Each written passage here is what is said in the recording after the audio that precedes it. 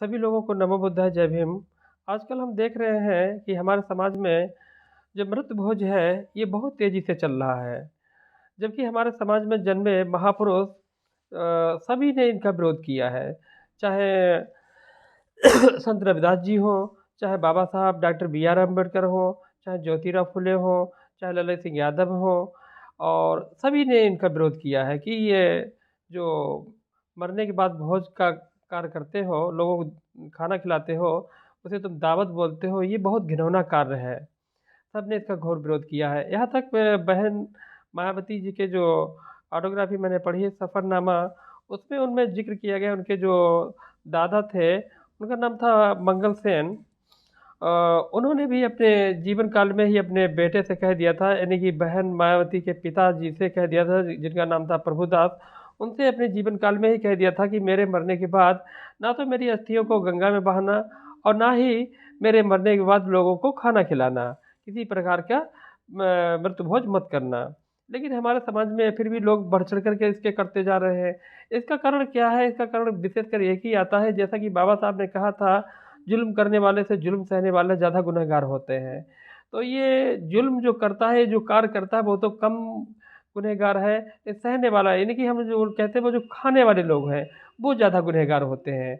और यही इसका मुख्य कारण है कि वहाँ पर वो तो चाहता है कि मैं या ना करूँ, क्योंकि मेरे कुछ बहुत ज़्यादा खर्चा होगा, लेकिन वो जो लोग आस-पास के होते हैं, जो उसके रिश्तेदार होते हैं, जो गाँव वाले होते हैं, वो बहुत बढ़ावा उस समय देते हैं कि फलाँ दिन दिन कब रखोगे, दावत कब खिलाओगे, दावत कब होगी।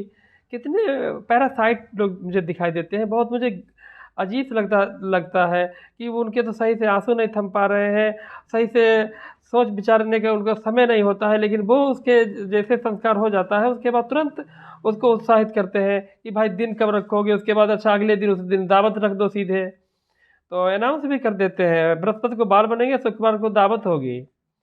और यहाँ तक वहाँ पे 2-4 पैरासाइट ऐसे खड़े होते हैं, वो ये भी बोलते हैं, ऐसे कमेंट्स ऐसे व्यूज़ देते हैं कि बोलेंगे कि ठीक है, खाना कुछ जल्दी बनवा लेना ताकि हम खा के जल्दी निकल जाएँगे, ठंडक ज़्यादा हो रही है।